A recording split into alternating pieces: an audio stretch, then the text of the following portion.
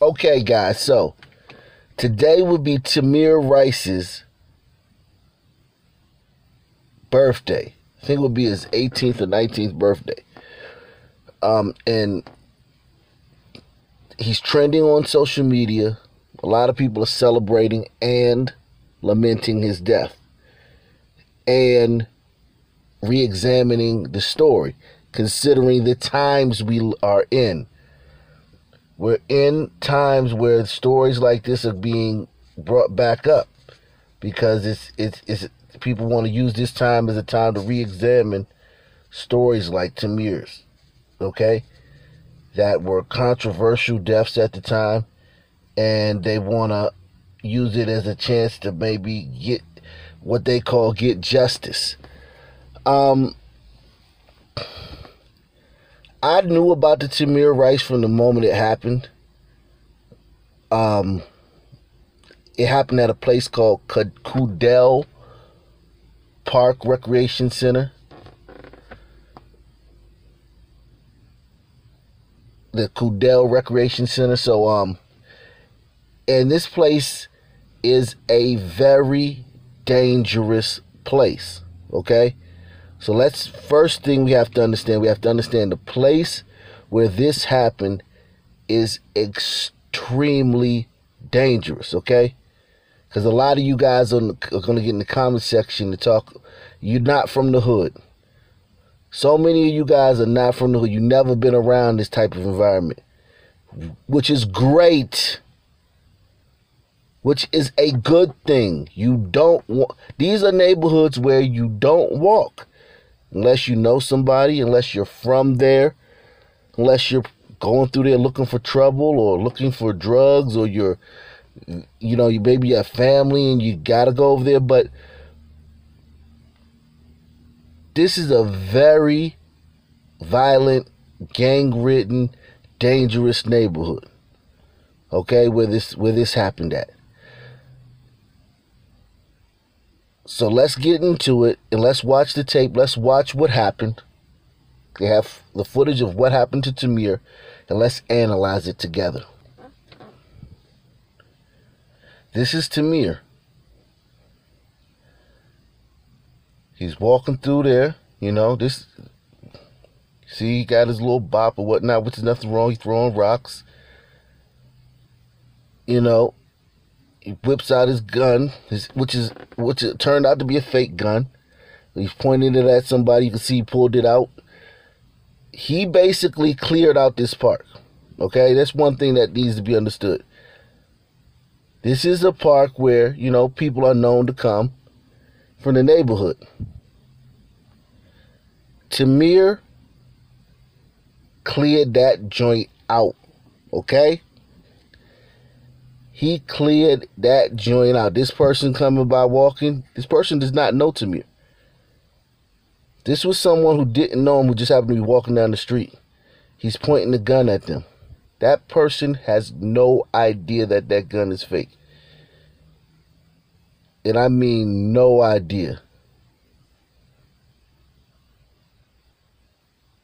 They don't know.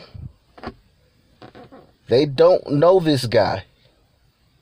And I guess the person might have said something. He's pointing at him again. So what ended up happening is someone called the police and said that it was a guy at the park pointing a gun at random people that were, walking past the park. Not Tamir Rice, because nobody knew who he was. I'm sure people in the neighborhood knew him, but these people, everybody don't know you. You know what I'm saying? Like, somebody called the police. Look, there's a guy at the park pointing a gun at people. And the whole thing that a fake gun and a real gun, you can just tell, or the police, they can just tell. They can just tell the difference between a fake gun and a real gun. A fake gun and a real gun look so much alike that they have a law where you have to put an orange tip on it. And it's illegal to have a fake gun without the orange tip on it. It's a federal crime. Okay? You get a lot of trouble for having a fake gun without the tip on it. The orange tip. It's serious like that.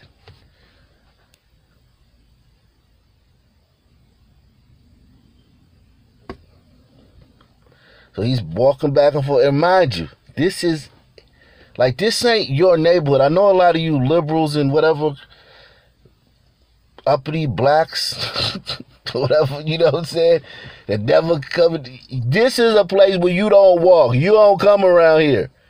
Okay, unless you all right? Okay? This is not cornball territory. Okay? You a real top shotter. You prancing around this park pointing guns at people. Real or fake. You point a fake gun at the wrong person around here, they gonna come back and Eric Holder your ass. Okay? So let's get that straight. Someone called the police. They said the kid's probably a juvenile. They said the gun might be fake. They told the dispatcher the gun might be fake.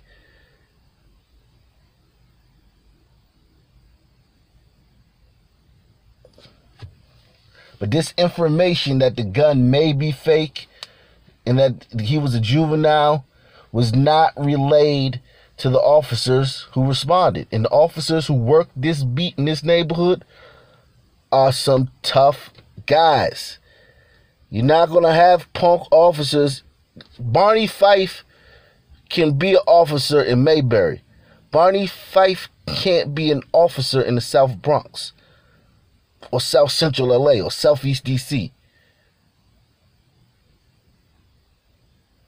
or Inglewood in Chicago. I get it, you guys want all these friendly cops and yada, yada, yada. It just don't work like that. When you show up every day and someone's getting shot, you're showing up on scenes where people got holes the size of your fist in their chest, their brains blown out every day. You're seeing that. People getting beaten, women getting killed, children getting shot by stray bullets. You're always seeing this. You're always responding to this. You're having shootouts with gang members. The cops that work this beat have shootouts with gang members. Hostage situations. Guys holding their girlfriend hostage. Little kids Tamir's age around this neighborhood. Younger. I'm not even going to say Tamir's age. He was 14. Little kids younger than Tamir in this neighborhood. Little kids younger than Tamir in neighborhoods like this already out there doing their thing. They already out there. They out here. They out there. And you probably don't even know what that means. So stop criticizing the police in these neighborhoods and having zero critiques for the criminals and the gang members and the people. There's a lot of, I will say this, there's a lot of good people in this Coudell neighborhood. I've done my research on the neighborhood. That's how I know. A lot of good people in this neighborhood, but they're held hostage by the gangs. You know? There's a lot of good kids in this neighborhood that can't go outside because they'll get bullied. Not giving a wedgie, not they go sit at the lunch table and everybody gets up and leaves. Real black community bullying. That real bullying. You white liberals don't know nothing about. Y'all call everything bullying. The black community, that bullying term just started 5 years ago.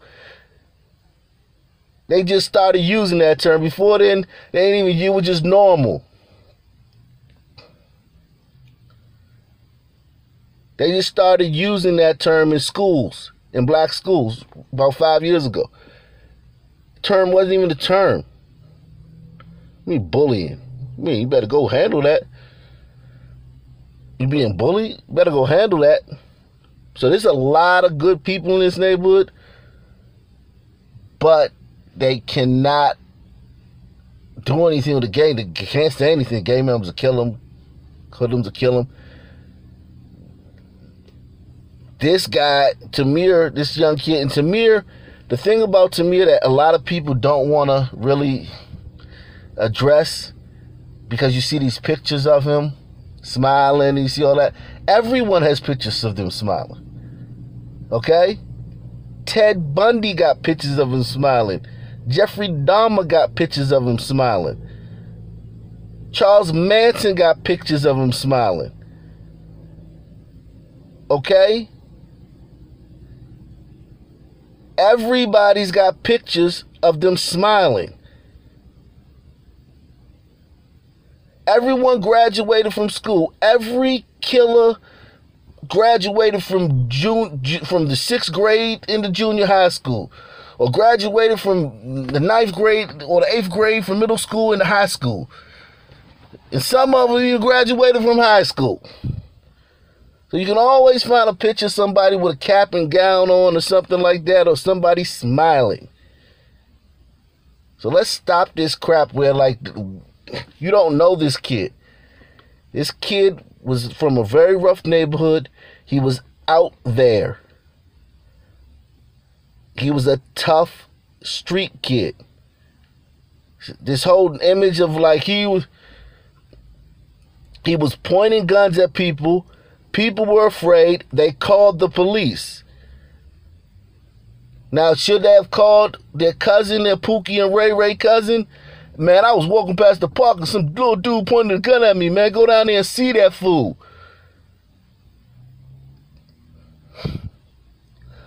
They called the police. The police were the only ones brave enough to show up for this kid. And I feel terrible about what happened to this kid. Because we all make mistakes. We all do things. And this wasn't a mistake. He did this intentionally. But we all do stupid stuff. We all do stupid stuff. We all do idiot stuff. I really do wish this hadn't happened to this kid. I wish that people walking past a dangerous neighborhood, in a dangerous neighborhood, saw a young homie pointing a gun at them, would have instantly deciphered, that's a fake gun with the tip taken off.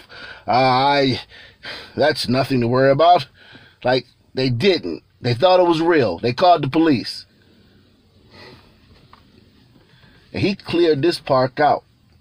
He must have wanted to be over there by himself. Here come the police rolling up. He sees them rolling up. He sees the police rolling up. He goes approach. He's reaching, and he instantly gets shot. Now, you can have a problem with how fast he got shot. You can have a problem with how fast he got shot, but you can't say he wasn't reaching.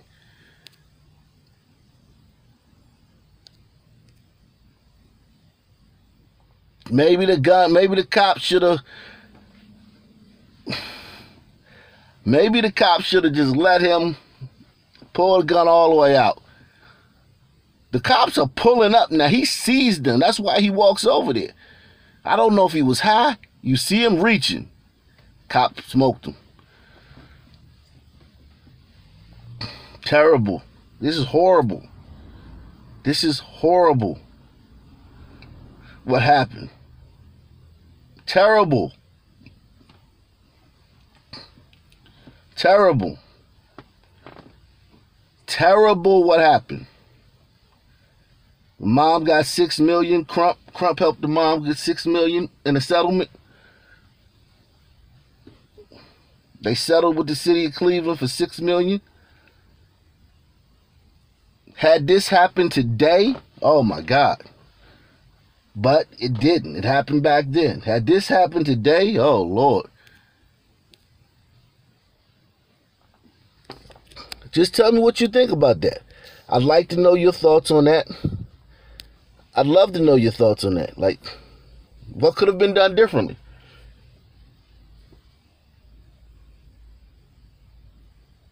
I mean, tell me. Talk to me. Talk to me.